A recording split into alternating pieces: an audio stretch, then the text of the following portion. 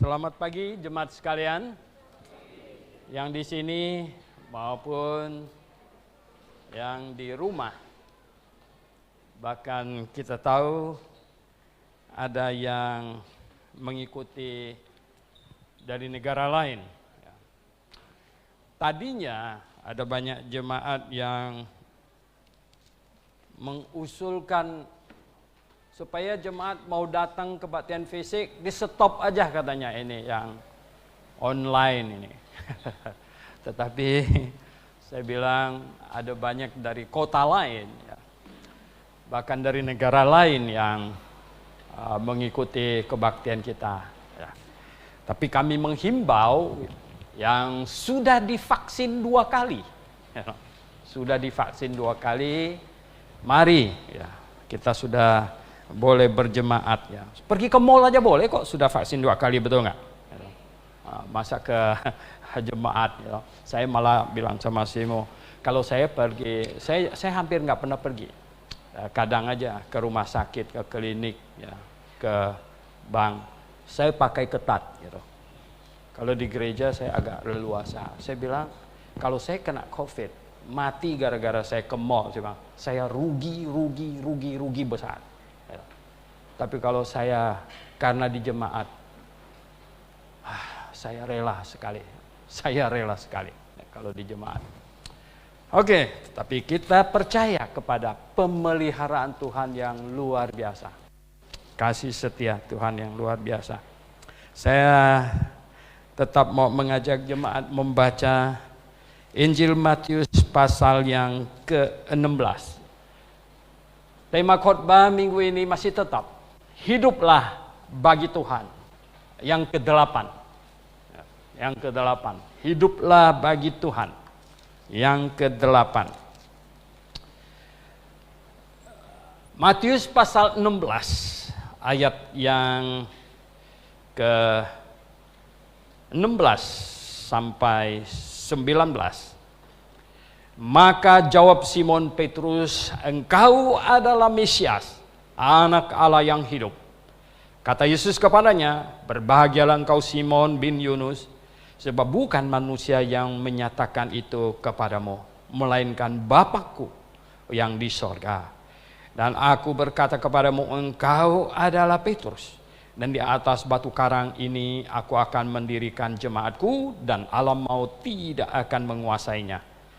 Kepadamu akan kuberikan kunci kerajaan sorga. Apa yang kau ikat di dunia ini akan terikat di sorga, dan apa yang kau lepaskan di dunia ini akan terlepas di sorga. Pasal yang ke-18. Pasal yang ke-18 ya. Di ayat yang ke-18, pasal 18 ayat 18. Aku berkata kepadamu, sesungguhnya apa yang kamu ikat di dunia ini akan terikat di sorga, dan apa yang kamu lepaskan di dunia ini akan terlepas di sorga. Dan lagi aku berkata kepadamu, jika 2 orang daripadamu di dunia ini sepakat meminta apapun juga, permintaan mereka itu akan dikabulkan oleh Bapa-Ku yang di sorga. Sebab di mana 2 atau 3 orang berkumpul dalam namaku, di situ aku ada di tengah-tengah mereka. Kita berdoa. Bapa di surga, terima kasih untuk kasih setiaanmu, pemeliharaanmu kepada kami semua. Tuhan, kami bersyukur di mana pemerintah dengan kebijaksanaannya semuanya, virus menular COVID semakin terkendali. Untuk penduduk 10 jutaan seperti Jakarta hanya 100 lebih yang terpapar, makin menurun. Tuhan, kami sangat bersyukur. Itulah sebabnya kami syukurkan atas kasih-Mu juga. Hari ini kami bisa berkumpul di sini berjemaat. Terpujilah nama-Mu Tuhan. Kiranya Engkau dipermuliakan dalam hidup kami. Dan sekarang kami mau mempelajari bagaimana kami hidup bagi-Mu ya Tuhan. Dalam nama Tuhan Yesus kami berdoa. Amin. Jemaat yang dikasihi Tuhan, kalau kita pelajari Alkitab dengan serius, seluruh kitab Perjanjian Lama yang ditulis dari kitab Kejadian sampai kitab Maleakhi, sebenarnya seluruhnya berisikan bagaimana rencana program Allah menyelamatkan manusia yang sudah jatuh ke dalam dosa. Manusia yang berdosa akan binasa. Tidak ada cara lain untuk menyelamatkannya kecuali dosa itu dihukumkan. Dari situlah direncanakan kedatangan Sang Juru Selamat. Oleh sebab itulah maka Tuhan Yesus berkata di dalam Lukas 24 ayat 44 bahwa semua kitab Taurat, kitab para nabi, dan kitab ketubim, yaitu total 39 kitab, menulis tentang aku. Menulis tentang Sang Juru Selamat itu. Nah, akhirnya Tuhan Yesus datang. Seharusnya bangsa Yahudi menyambut dengan penuh sukacita. Dan bangsa Yahudi akan menjadi agen, menjadi alat Tuhan yang dahsyat untuk membuat seisi dunia diselamatkan oleh berita yang sedemikian hebat, kedatangan Allah pencipta langit dan bumi, Sang Yehova ke dalam dunia ini untuk menyelamatkan manusia yang berdosa. Tetapi mereka tidak bisa terima.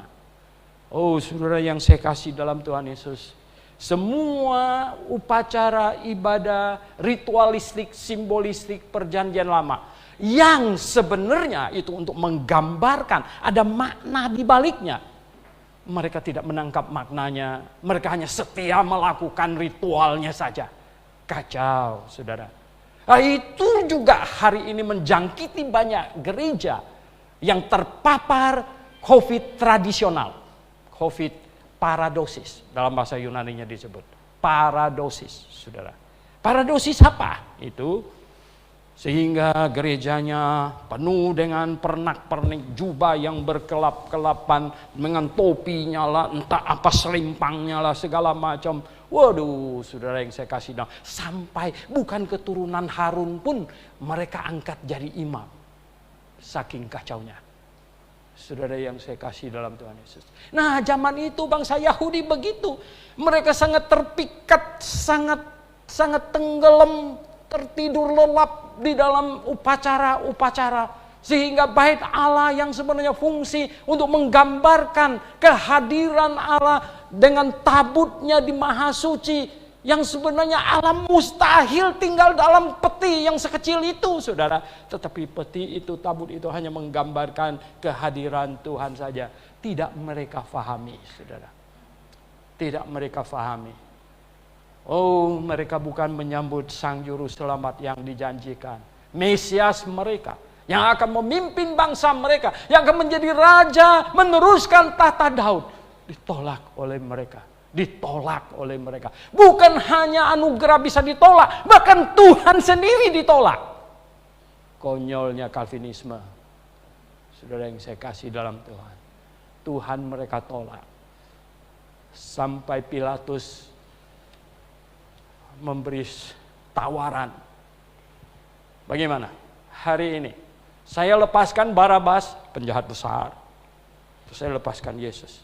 Mereka semua berteriak-teriak, lepaskan Barabas, lepaskan Barabas. Lalu Yesus ini bagaimana? Dia nggak ada salah loh. Salibkan dia, salibkan dia. Pilatus pergi cuci tangan. Lah, cuci tangannya di air kotor lagi. Aduh, yang mana bisa bersih, saudara? Saudara yang saya kasih dalam Tuhan Yesus Kristus. Akhirnya Tuhan harus mempercayakan berita Injil. Berita Injil. Injil itu artinya kabar baik. Kabar baik. Ya. Kabar baik untuk berapa banyak orang? Kabar baik untuk seisi dunia. Kalau ada sebagian orang dipilih masuk surga, sebagiannya lagi ditetapkan untuk masuk neraka, itu sudah 100% tidak kabar baik bagi mereka yang akan masuk ke neraka. Konyol bukan? Saudara yang saya kasih dalam Tuhan. No, itu kabar baik. Injil itu kabar baik. Kabar baik untuk seisi dunia, untuk semua manusia. Bahkan di dalam surat Roma Paulus bilang, kabar baik untuk binatang juga. Karena ketika kelepasan itu tiba, ketika manusia akan masuk ke dalam kerajaan 1000 tahun yang dipimpin oleh Tuhan, bukan hanya manusia akan dilepaskan dari kutuk dosa, bukan hanya perempuan tidak akan sakit bersalin lagi, bahkan binatang pun. Bahkan binatang semua akan dapat kelepasan. Nah, Bapak Ibu Saudara yang saya kasih dalam Tuhan Yesus. Tetapi sayang sekali. Sayang sekali. Mereka tolak anugerah Tuhan yang sangat-sangat amat besar itu. Mereka tolak. Mereka tolak, Saudara.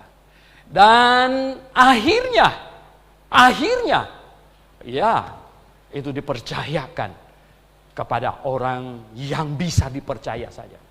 Percayakanlah kepada orang yang bisa dipercaya. Percayakan tugas ini kepada orang yang percaya saja. Tadinya dinubuatkan di kitab Perjanjian Lama, Tuhan mau mencurahkan rohnya kepada semua manusia. Sebenarnya kalau pada waktu itu bangsa Yahudi menerima Sang Juru Selamat dan seluruh dunia menerima kabar baik itu, maka Tuhan melimpahkan rohnya ke seluruh dunia ini. Tetapi tidak bisa. Ya, orang memusuhi Tuhan, mereka menentang Tuhan, masa dilimpahin roh Tuhan ke dalamnya lagi? Roh Kudus, no, tidak bisa.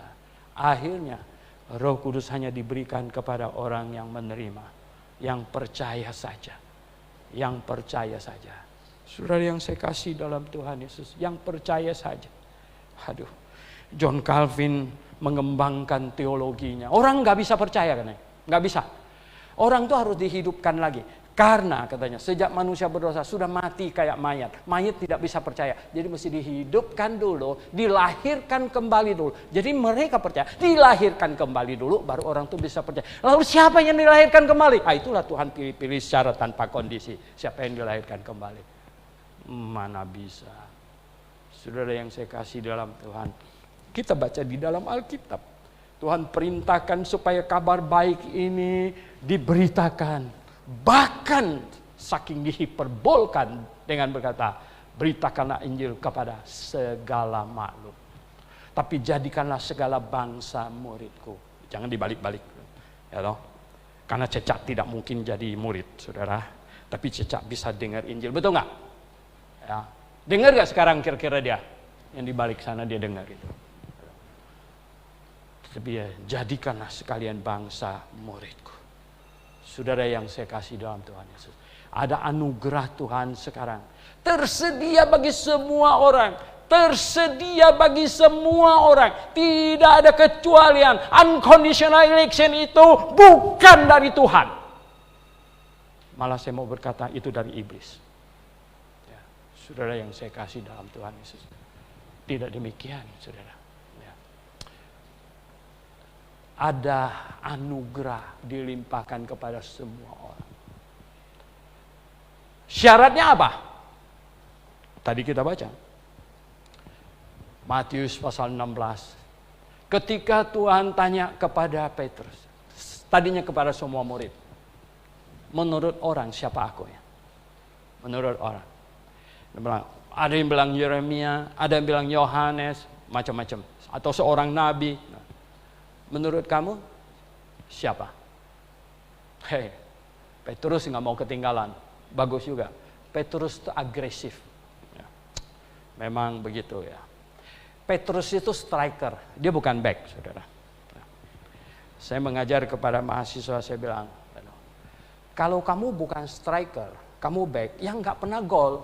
Gitu. Betul nggak? Makanya nggak menang-menangkan jiwa jemaatnya, susah bertumbuh, gitu. Ya karena kamu ini back, apalagi jadi kiper. Waduh, mana bisa gitu. Mana ada kiper yang nyerang sampai ke depan, kecuali dulu ada kiper Belanda itu, tahu nggak itu? Pernah ingat nggak itu? Yang dia sendiri maju sampai ke depan itu. Saudara yang saya kasih dalam, Petrus itu striker, saudara. Ya. Makanya dia jawab duluan, ya bang. Engkau adalah Mesias, anak Allah yang hidup.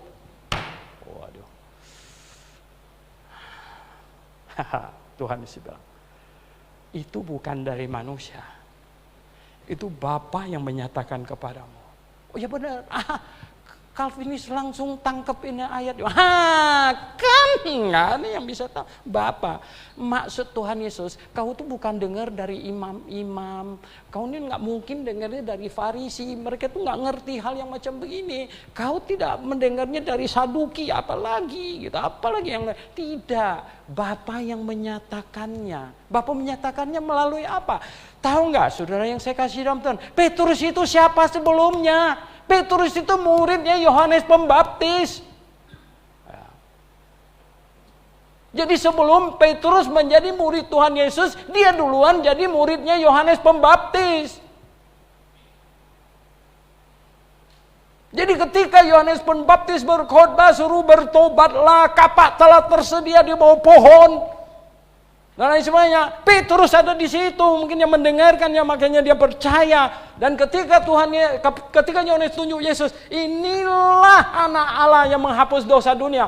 Petrus dan teman-temannya beralih dari murid Yohanes, kemudian menjadi murid Yesus. Khotbahnya Yohanes Pembaptis dari mana? Kalau bukan dari Bapa. Khotbahnya Yohanes Pembaptis dari mana? Itu dari Tuhan. Sampai Tuhan Yesus pernah tanya sama orang Farisi, mereka bingung mau jawabnya apa.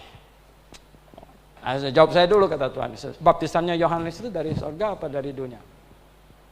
Nah, mereka mulai kasak kusuk.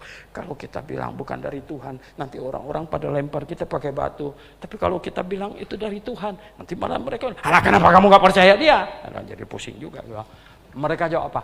Kami tidak tahu. Pura-pura tidak tahu. Karena baptisan Yohanes Pembaptis itu dari Tuhan. Dan khotbah-khotbah yang disampaikan oleh Yohanes Pembaptis itu adalah penerangan dari Tuhan. Dari Bapa. Bukan manusia yang menyatakan ini, tapi Bapa yang menyatakan itu. Dan engkau sudah benar membuat pengakuan iman bahwa Yesus Kristus yang ada di depanmu, Yesus yang lahir di Nazaret ini, dia adalah Mesias, anak Allah yang hidup. Betul. Sudah betul. Sudah betul. Dan dengan pengakuan iman yang demikian ini, dengan iman yang sudah benar ini, Tuhan bilang, kepadamu diberikan apa? Kunci kerajaan sorga. Oh, puji syukur kepada Tuhan. Ya. Sebelumnya di Indonesia belum ada yang seperti GBI.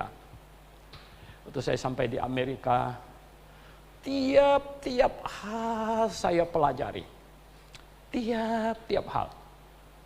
Mengapa mereka begitu? Mengapa mereka begini? Banyak hal saya tanya mereka pelan-pelan, kenapa begini? Saya melihat di setiap akhir kebaktian ada panggilan. Oh, luar biasa. Ada panggilan. Cuma panggilannya, hanya panggilan aja. Come on, ya toh. Siapa ada yang datang nangis di depan di sini, nggak ditanya nangisnya kenapa segala macam gitu kan? Saya pikir kalau di Indonesia kita harus panggil. Dan panggilan kita harus sangat jelas. Harus sangat jelas. Mari maju membuat pengakuan iman. Itu yang terpenting. Membuat pengakuan iman. Memberi diri dibaptis. Menjadi anggota jemaat. Atau mau maju ke depan untuk mengaku dosa dan lain sebagainya. Oh boleh. Spesifik. Dan lain sebagainya. Akhirnya kita dapatkan caranya. Tapi yang terpenting dari semua itu adalah maju membuat pengakuan iman. Nah, pengakuan iman inilah kalau yang keluar dari dalam hati, bukan yang karena kau ikut pacarmu ke sini dan sudah dijadwalkan mau menikah gitu. Itu pengakuan iman, itulah yang benar. Seperti yang dilakukan oleh Petrus. Saudara yang saya kasih dalam Tuhan Yesus. Sudah berapa banyak yang maju di sini pengakuan sampai dibaptis, kemudian kita nggak muncul lagi, nggak lihat dia kok nggak ada lagi. Oh, katanya sudah putus. Oh, sudah putus. Jadi nggak datang lagi. Wow, kita berdoa supaya dia fine-fine saja. Betul nggak? Fine-fine saja. Tetapi yang Tuhan mau adalah pengakuan iman, saudara. Pengakuan iman seperti yang Petrus bilang. Engkaulah Mesias, anak Allah yang hidup. Lah kenapa kita di sini kalau ada tambah-tambahan? Kok ada tambah-tambahan? Sering kali yang maju saya tanya, coba maju kasih tahu kenapa kamu maju? Oh, saya sudah diselamatkan ya, karena saya sudah sungguh-sungguh bertobat dengan segenap hati dan saya sudah mengaminkan percaya Yesus dihukumkan menggantikan saya. Loh, Pak Soeto, kok beda sekali dengan yang Petrus ngaku itu? Petrus sama kita beda. Petrus itu orang Yahudi. Orang Yahudi itu dari umur 5 tahun bisa baca, mereka itu sudah baca kitab perjanjian lama. Dan mereka sudah menunggu-nunggu Mesias. Dan tahu Mesias itu adalah juru selamat. Dan dia itu adalah Allah sendiri yang akan dilahirkan dari keturunan Daud. Anak Allah yang hidup. Itu sebenarnya Allah sendiri. Dan di dalam kitab Maliaki sudah dikatakan hari Jehovah yang maha dahsyat itu akan didahului dulu dengan kedatangan Elia. Nah, Petrus bisa ikut Yohanes Pembaptis karena yakin inilah orangnya. Dan lain sebagainya. Oleh sebab itu pengakuan Petrus itu sebenarnya seorang perempuan yang berseru-seru, Yesus, Yesus, anak Daud, itu sudah cukup. Itu sudah cukup. Karena dengan berteriak dia, Yesus, anak Daud, berarti engkaulah yang dijanjikan itu. Yang kami nanti-nantikan ratusan bahkan ribuan tahun. Kita bangsa lain, kita perlu lebih spesifik supaya untuk membuktikan bahwa orang itu sungguh-sungguh mengerti sekali. Ya, kau maju untuk apa? Membuat pengakuan iman, bahwa engkau sudah diselamatkan, lahir baru, sudah di dalam Tuhan. Betul-betul sudah mengerti kebenaran. Engkau sudah mengerti Yesus dihukumkan di atas kayu salib bagimu. Dan sekarang engkau hidup bagi dia. Ini penting. Nah, kepada yang demikian inilah. Diberikan apa? Kunci kerajaan sorga. Jadi Petrus dapat kunci kerajaan sorga karena passwordnya benar. Betul nggak? Apa passwordnya? Pengakuan imannya. Engkaulah Mesias, anak Allah yang hidup. Trieng, terbuka. Oh, itu dia. Maka itu sebenarnya setiap orang yang sudah memahami kebenaran, sudah betul-betul ngerti dan membuat pengakuan Yesus Kristus adalah anak Allah, dialah juru selamat. Bagaimana cara dia menyelamatkanmu? Dia menyelamatkanku dengan cara menggantikan aku dihukumkan atas semua dosaku. Dia telah mati bagiku dan sekarang aku hidup baginya. Ini pengakuan iman yang terpenting. Dan setelah pengakuan iman yang satu ini, engkau mendapatkan kunci kerajaan sorga. Oh, kunci kerajaan sorga. Dan ternyata kunci ini bisa digandakan. Ya. Artinya apa? Bisa dikasih ke orang lain, kau masih tetap punya. Ini dia hebatnya, betul nggak? Jadi kita tetap punya. Kalau cuma satu, walah saya kasihkan sama kamu, lah saya udah nggak ada lagi, bagaimana? Bukan. Tapi kita bisa kasih dia kunci. Akhirnya kita bisa menjelaskan Injil, menjelaskan kebenaran Tuhan, memberitahu orang lain passwordnya juga. Dan dia benar-benar nangkep itu. Dan akhirnya dia juga dapat kunci kerajaan sorga. Sehingga Tuhan bilang, kepadamu telah diberikan kunci kerajaan surga, dan apa yang kau lepaskan di dunia terlepas di surga, apa yang kau ikat di dunia akan terikat di surga. Wah, dahsyat sekali kuasa ini. Saudara yang saya kasih dalam Tuhan Yesus Kristus. Pada waktu saya bilang kita mau menginjil sebanyak-banyak mungkin orang supaya tambah orang masuk surga. Tahu nggak, Calvinis di Facebook olok-olok saya.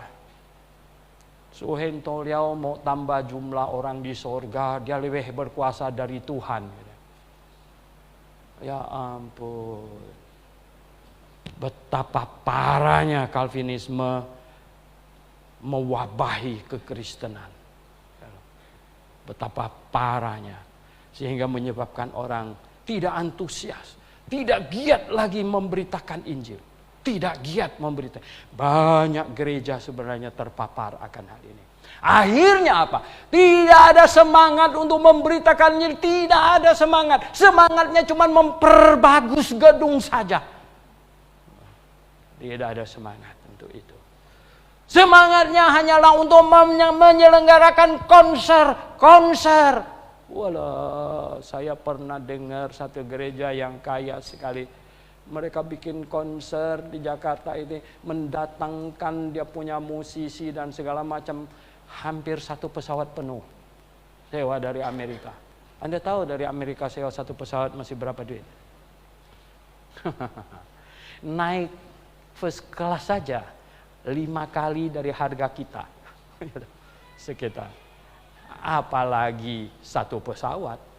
Kamu bisa bayangkan. Saudara yang saya kasih dalam Tuhan. Mengapa bisa begitu? Ya karena surga nggak bisa ditambah lagi katanya. Surga nggak bisa ditambah lagi. Kapasitasnya full. Dia punya bangku sudah dinomorin. Dia tag.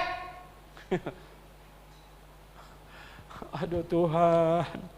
Kenapa teologi macam begini sampai digandrungin begitu banyak orang? Saudara yang saya kasih dalam Tuhan. Oh no. Tuhan yang berkata. Akhirnya kita sampai di ayat yang ke-8, di pasal 18 tadi. Apa yang kau lepaskan di dunia akan terlepas. Apa yang kau ikat di dunia akan terikat. Dan apa yang kau minta, 2-3 orang berkumpul sehati dalam namaku. Itu perlu, tadi saya bacanya agak pelan di situ.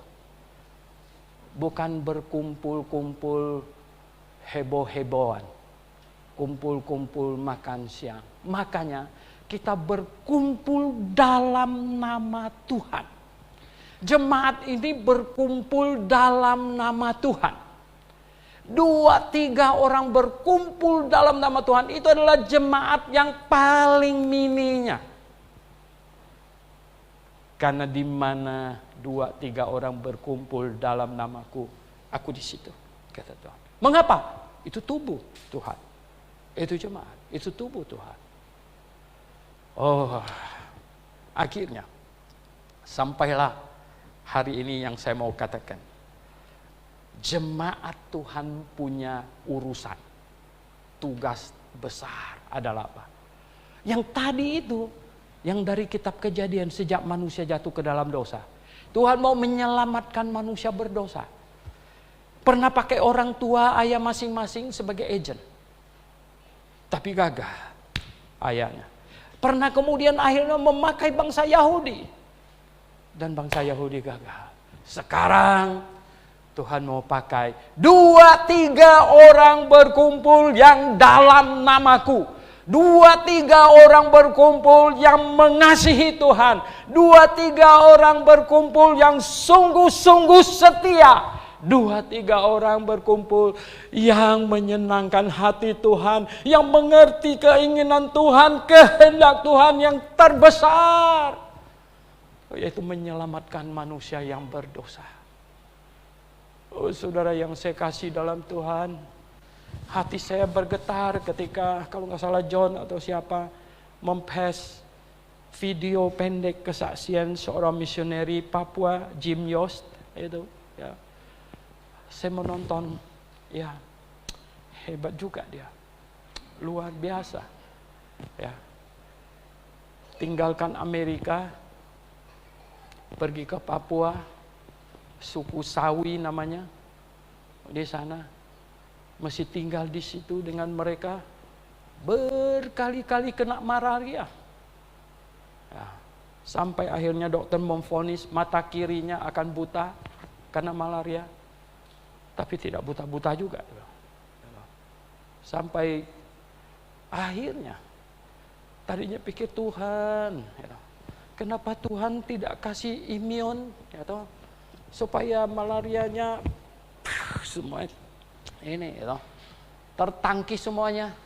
Di belakangan dia baru tahu, Tuhan izinkan dia kena malaria, bolak-balik bola. Justru itu lebih nyaring kesaksiannya daripada Injil yang dia omong. Kan akhirnya suku-suku itu setelah percaya Tuhan Yesus, mereka bilang kepada dia, Jim, tahu nggak kenapa belakangan akhirnya kami mau dengar kamu? Karena waktu kamu datang pertama, kamu kena malaria, kami pikir digotong keluar. Ini sih mati nih, pasti habis nih. Ternyata hidup balik lagi nih. Kena malaria lagi, dibawa lagi, wah ini mati nih, ini pasti mati nih. Hidup lagi, balik lagi. Akhirnya kami pikir, ini pasti ada something yang kita mesti dengar dari orang ini. Ada sesuatu yang kita mesti dengar dari dia. Ya, ini istimewa ini orang. Ya, ini istimewa. Akhirnya mereka baru mau mendengar dia. Dan menurut kesaksiannya suku itu dimenangkan. Dan yang biasanya mereka perang suku saling makan daging manusia. Akhirnya mereka tidak memusuhi suku yang lain lagi. Dan kemudian mereka menginjili suku yang lain. Saudara yang saya kasih dalam Tuhan Yesus Kristus. Ini Tuhan memilih orang masuk surga sudah pasti angkanya. Dan orang yang tidak terpilih masuk ke neraka sudah pasti angkanya. Atau sangat tergantung kepada kamu. Apa yang kau lepaskan di dunia akan terlepas. Dan apa yang kau ikat di dunia akan terikat. Saudara yang saya kasih dalam Tuhan Yesus Kristus. Saking banyaknya gereja, kekristenan yang terjangkit Calvinisme, filsafat itu, menyebabkan gereja kehilangan semangat untuk mengirim orang untuk pergi menyelamatkan orang lain. Oh saudara yang saya kasih dalam Tuhan Yesus. Apa sebab? Karena mereka percaya. Angkanya sudah fix, tak bisa tambah lagi, tak kurang dan tak tambah lagi. Malah saya mau rajin menginjil tambah orang ke sorga, diolok-olok sama mereka. Bilang saya lebih berkuasa dari Tuhan pula, bisa tambah orang di sorga. No, Tuhan yang suruh, beritakan Injil kepada semua bangsa, selamatkan sebanyak-banyaknya. Ini yang harus kita kerjakan. Saudara yang saya kasih dalam Tuhan Yesus Kristus, hidup bagi Tuhan. Hidup bagi Tuhan. Anda mau hidup bagi Tuhan? Bisnis utama, urusan utama, kerja utama dari sebuah gereja. Bukan menyelenggarakan konser, bukan bikin gedung yang cakep-cakep, bukan mengadakan ini dan itu, dan lain sebagainya. Tetapi kita perlu mengirim orang menyampaikan berita. Berita yang terhebat adalah apa? Tuhan Yesus sudah tergantung di atas kayu salib. Kasih karunia Tuhan untuk semua manusia di muka bumi ini. Untuk semua manusia di muka bumi ini. Dan kita mau supaya itu dinikmati sebanyak mungkin pun orang. Coba baca di 2 Korintus saudara. 2 Korintus pasal 6. Saudara yang saya kasih dalam Tuhan Yesus. 2 Korintus pasal 6, saudara. 2 Korintus pasal 6. Di situ apa dikatakan? 2 Korintus pasal 6. Sebagai teman-teman sekerja, ayat 1. 2 Korintus pasal 6 ayat 1. Sebagai teman-teman sekerja, kami menasehatkan kamu supaya kamu jangan membuat sia-sia kasih karunia Allah yang telah kamu terima. Oh, supaya kamu jangan membuat sia-sia kasih karunia yang sudah kamu terima. Jadi orang Korintus sudah terima kasih karunia, sudah diselamatkan. Tetapi kasih karunia itu bisa disia-siakan karena sebenarnya masih tersedia banyak. Gitu loh. Dan perlu dibagikan. Oh, seringkali. Ya. Kalau ada orang drop makanan sama panti kita, anaknya 30-an, dia drop 50, nggak pakai hitung. Jangan sampai nasi gorengnya sia-sia, betul nggak? Diapain? Ya, ditransfer ke mahasiswa dan yang lain-lain. Jemaat Korintus sudah terima kasih karunia Tuhan, sudah diselamatkan. Tapi kerjakanlah keselamatanmu, berjuanglah, jangan sampai kasih karunia Tuhan sia-sia. Karena seharusnya bisa menyelamatkan banyak orang.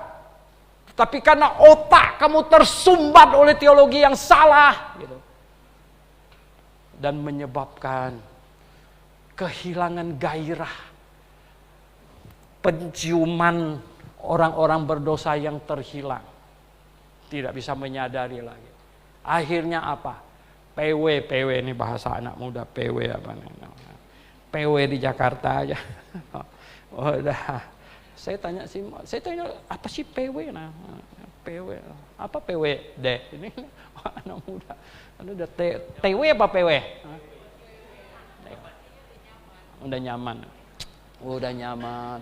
Saya ingat Dr. Bell khotbah terus dia tabernakel. Aduh, saya sendiri saja sampai kalau saya tidak pulang ke Indonesia, saya apa yang mesti saya jawab kepada saya punya rektor dan kepada orang Indonesia? Karena dia khotbah terus, dia bilang, "Hai orang Amerika," dia bilang, ya toh, "kalian tidur di atas tempat tidur yang pakai air dan kalian tinggal di rumah yang suhunya tinggal di setel 65 Fahrenheit. Aduh, semuanya udah, you PW."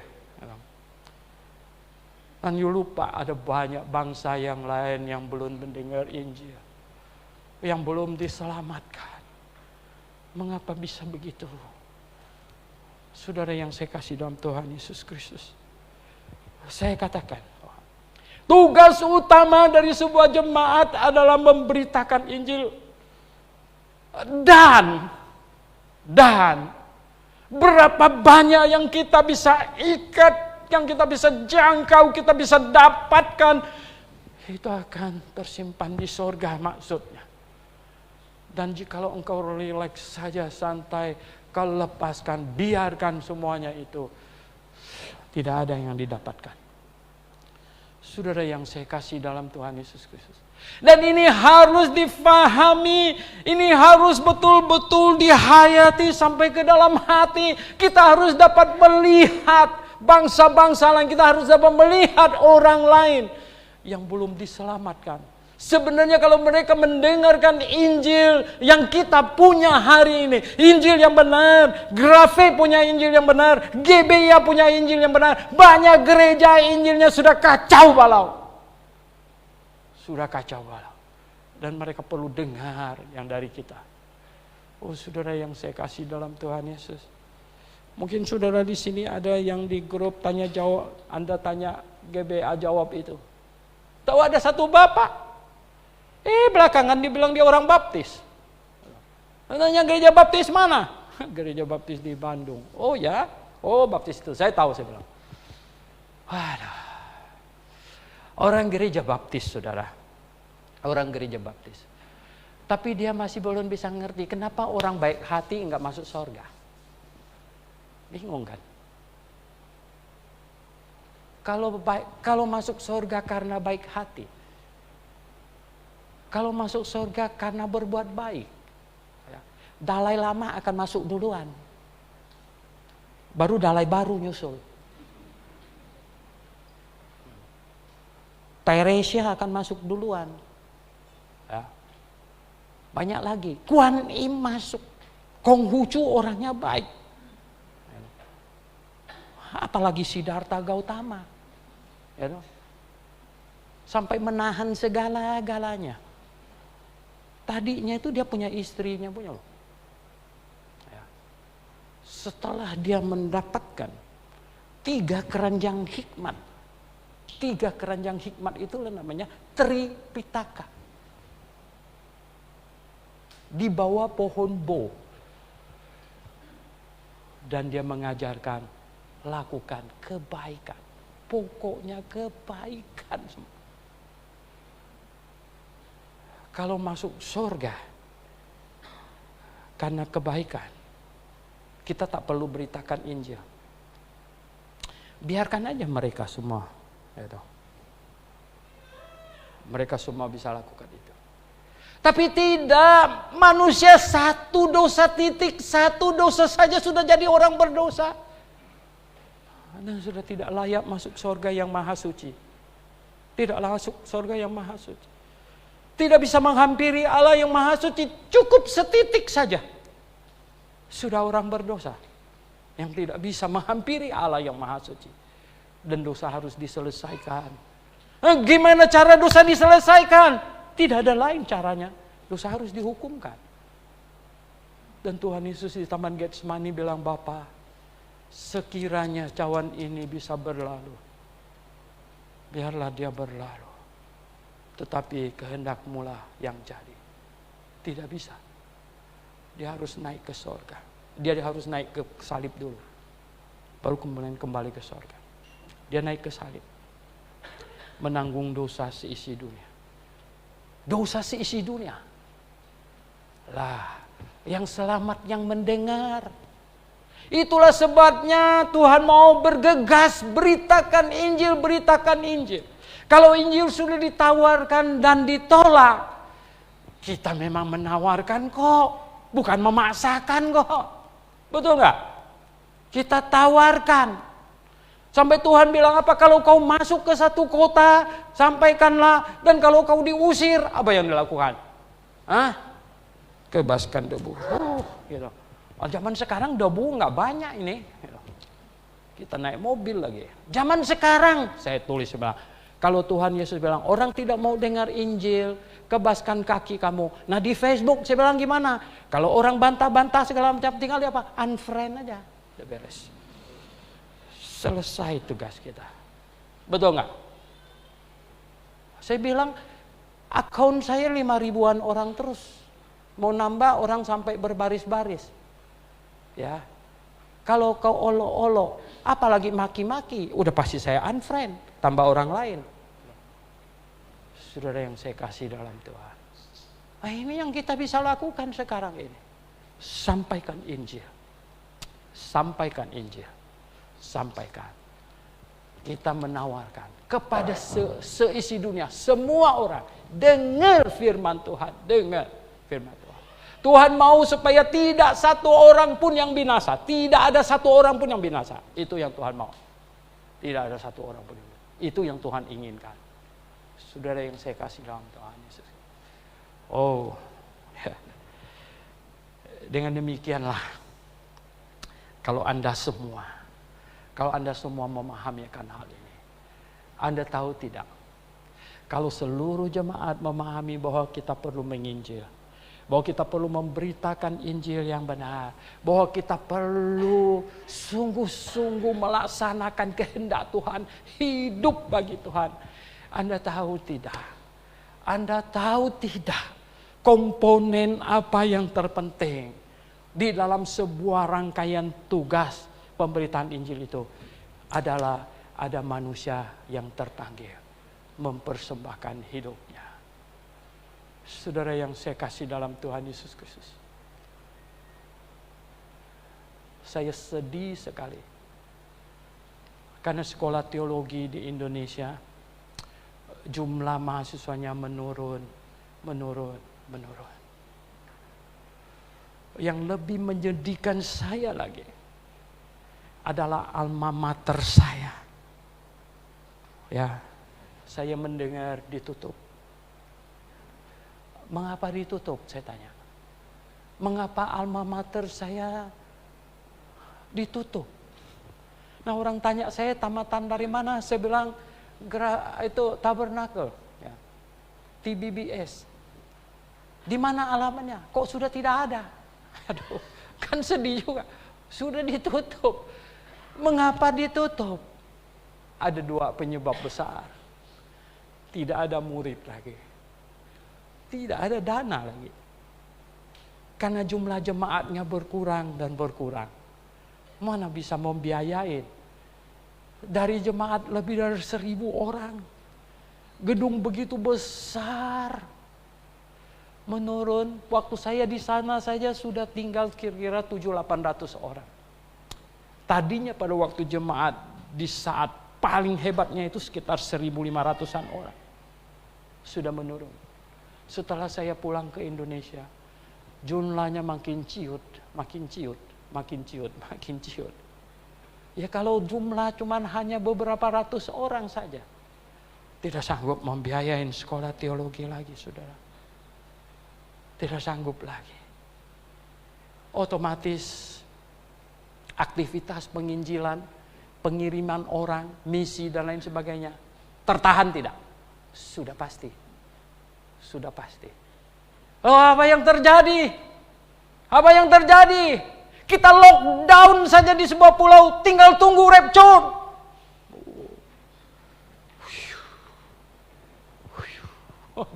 Aduh. Saudara yang saya kasih dalam Tuhan Yesus, tidak. Kita tidak boleh terpapar teologi ngawur Calvinisme. Kita perlu aktif. Semua anggota jemaat mesti tahu. Kalau kau tidak aktif, ikutan. Kalau kau tidak bersemangat, ada efek nggak? Ada efek. Tambah 1 orang yang bersemangat, ada efek nggak?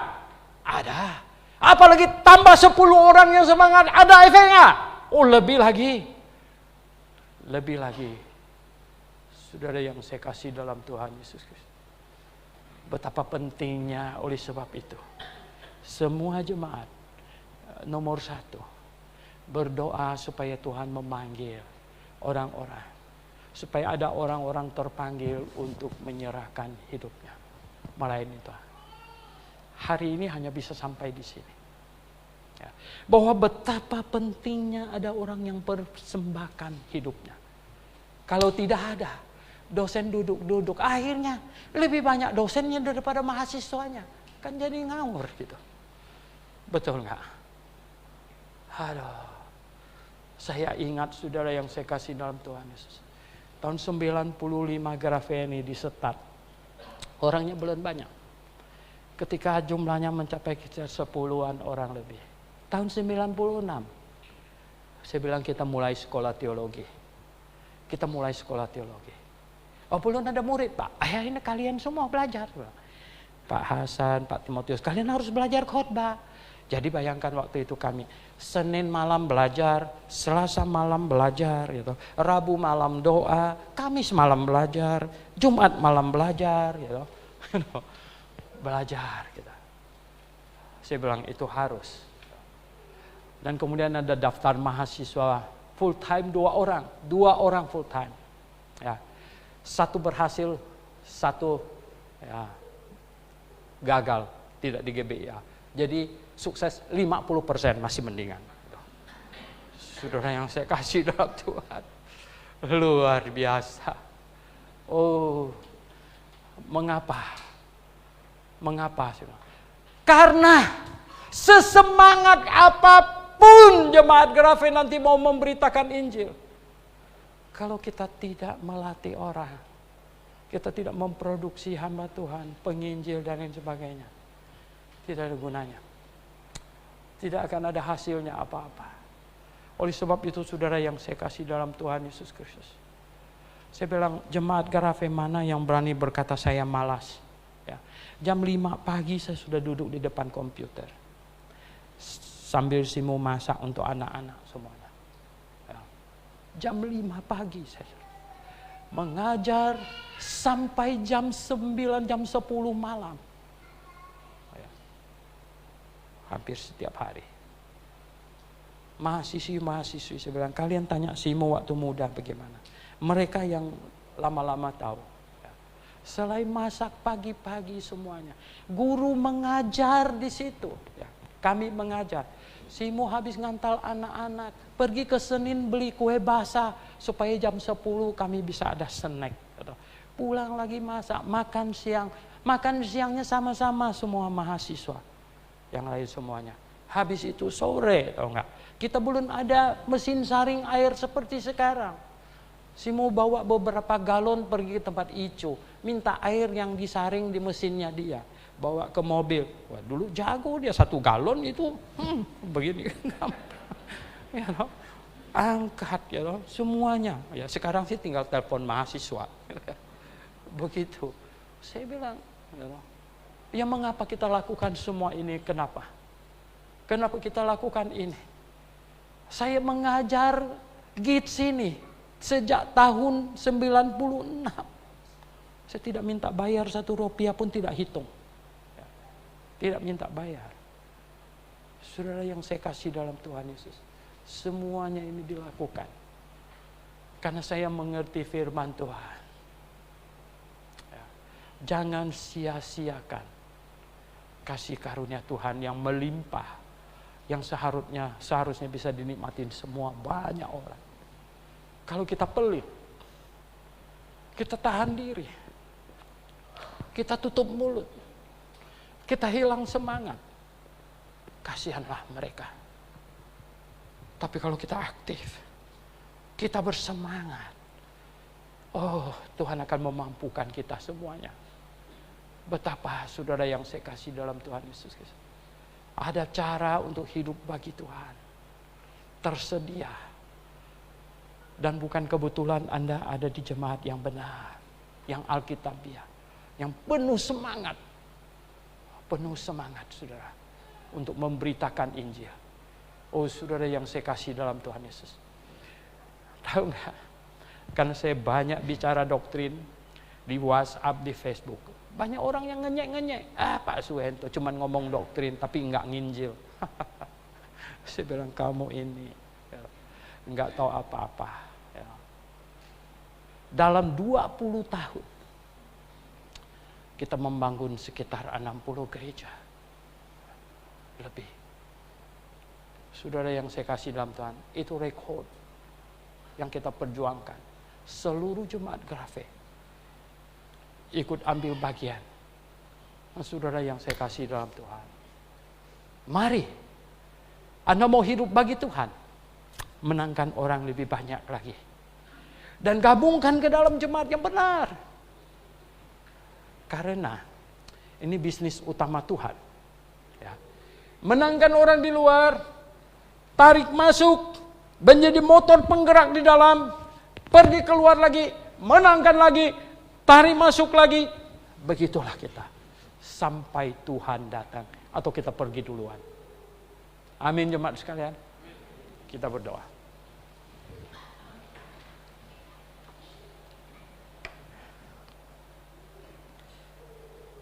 Jemaat yang dikasihi Tuhan, sungguh ya. Oh, ini zaman akhir,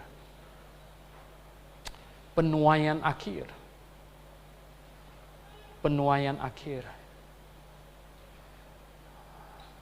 Anda sendiri yang perlu berdoa kepada Tuhan.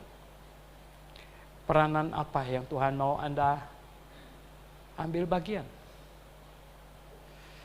Apakah Anda digerakkan Tuhan untuk mempersembahkan hidupmu? Baik. Atau justru di masa ini Tuhan memberkati Anda dengan materi, dengan kesuksesan, dengan apa? Dan Tuhan mau pakai itu untuk penuaian akhir, menjelang pengangkatan. Oh, sungguh, kalau sangkakala berbunyi, tidak ada yang kita bisa bawa. Tidak ada yang kita bisa bawa. Tidak ada. kita tinggalkan semua itu. Oleh sebab itu hati kita jangan terpikat kepada ada yang di bawah di bumi ini.